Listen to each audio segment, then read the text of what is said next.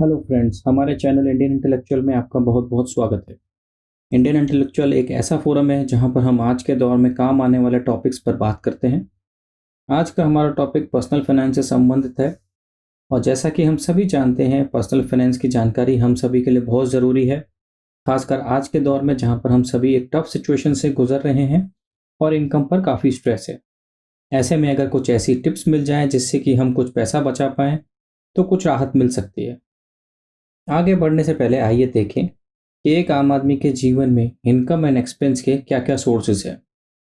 एक मध्यम वर्गीय आदमी की इनकम का सोर्स होता है सैलरी और एक्सपेंसेस में रहते हैं घरेलू खर्चे, स्कूल फीस, क्रेडिट कार्ड के बिल, वीकेंड आउटिंग के खर्चे, medical bill, car loan EMI और होम लोन ईएमआई।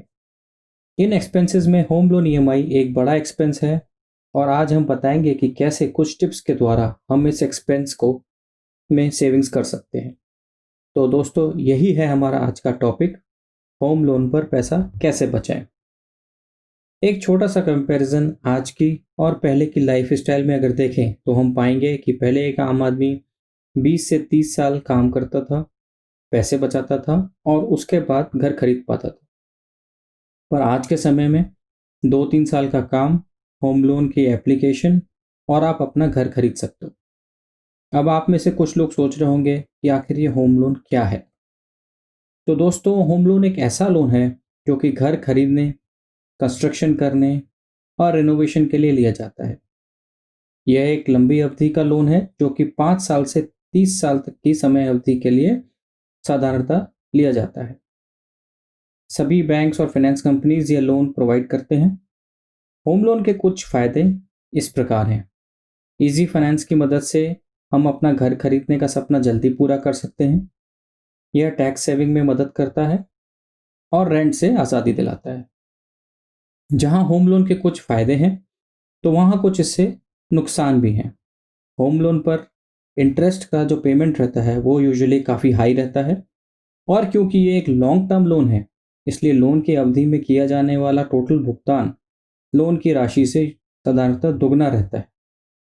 आइए इसे एक उदाहरण से समझते हैं। मिस्टर ए, जिनकी उम्र 30 वर्ष है, उन्होंने एक 30 लाख रुपए का हाउसिंग लोन 30 साल के लिए 8% की वार्षिक ब्याज दर पर लिया है। इस लोन की ज़रूरी जानकारी इस प्रकार है। लोन 30 लाख रुपए, लोन की अवधि 30 वर्ष, ब्याज दर 8% और मासिक ईएमआई 22,000 रुपये। तो इस केस में हम देखते हैं कि 30 साल में टोटल ब्याज का भुगतान जो मिस्टर ए को करना है अपने बैंक को, वह 48 लाख रुपए आता है और टोटल धनराशि जो मिस्टर ए को इस लोन के अगेंस्ट में अपने बैंक को देनी पड़ेगी वो आती है 79 लाख रुपीज़। तो दोस्तों, इस उदाहरण से हम देख सकते हैं कि ये अमाउंट काफ़ी ज़्यादा है। तो क्या कोई इसका उपाय है? जी हाँ, थोड़ा जागरूक होने से हम काफ़ी पैसा बचा सकते हैं और आगे हम देखेंगे कि किस तरह हम लोग होम लोन पर पैसा बचा सकते हैं। तो दोस्तों, आइए हम देखते हैं पहला ऑप्शन। तो पहला ऑप्शन है कि लोन को कम समय अवधि के लिए लिया जाए। तो अगर हम अपने पुराने उदाहरण पे मिस्टर ए का जो उदाहरण हमने पहले देखा था, अगर उसी को फिर से देखें तो मिस्टर ए ने 30 साल की जगह जो लोन लिया था, अगर वो उस लोन की अवधि घटा करके 25 वर्ष कर दें तो उनको जो टोटल इंटरेस्ट का पेमेंट करना पड़ेगा वो आता है 38 लाख रुपए। और अगर इसको और कम कर दिया जाए, यानी कि अगर 25 की जगह 20 साल का लोन लिया जाए तो उसमें हमारा टोटल इंटरेस्ट का पेमेंट जो आता है वह आता है 29 लाख रुपए। तो इससे हम देखते हैं कि अगर हम लोन की समय अवधि 5 साल या 10 साल कम कर दें तो उस केस में हम काफ़ी पैसा बचा सकते हैं।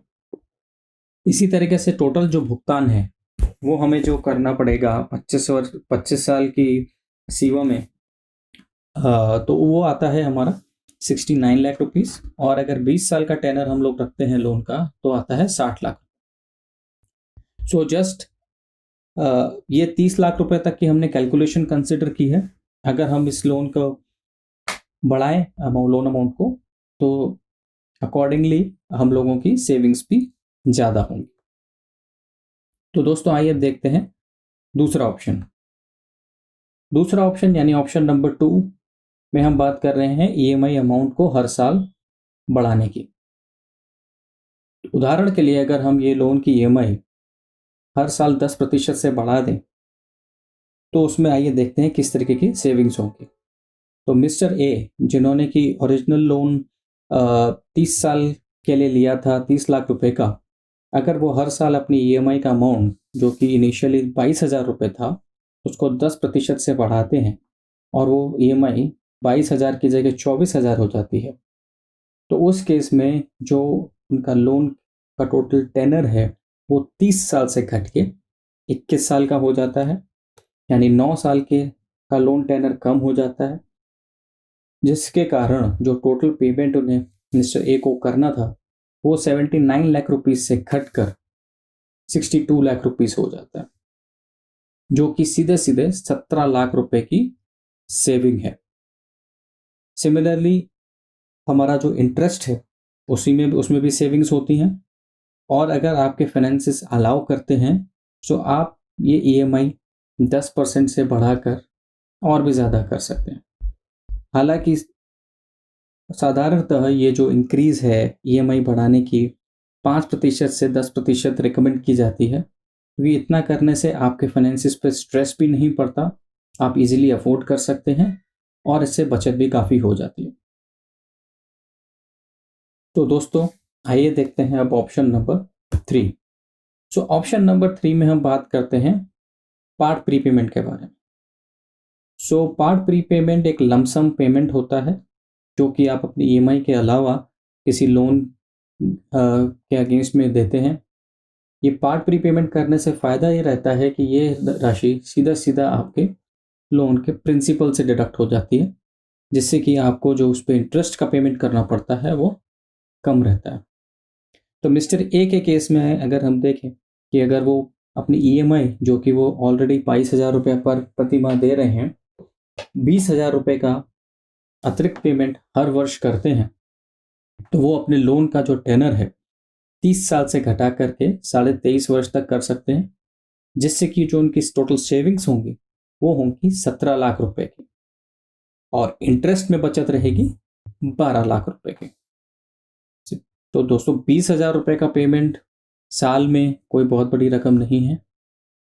एक मध्यम वर्गीय आदमी अपनी सेविंग से इतना दे सकता है, और अगर आपके पास सेविंग्स नहीं भी हैं उस केस में भी अगर आप कहीं काम करते हैं तो एक मुश्त धनराशि यूजुअली आपको मिलती है। उस राशि का आप उपयोग करके आप इसको एज अ पार्ट पेमेंट अपने लोन में दे सकते हैं। अगर आपकी कैपेसिटी ज़्यादा है, आप 20,000 से ज़्यादा का पेमेंट कर सकते हैं, तो आपकी सेविंग्स भी अकॉर्डिंगली ही बढ़ जाएंगी।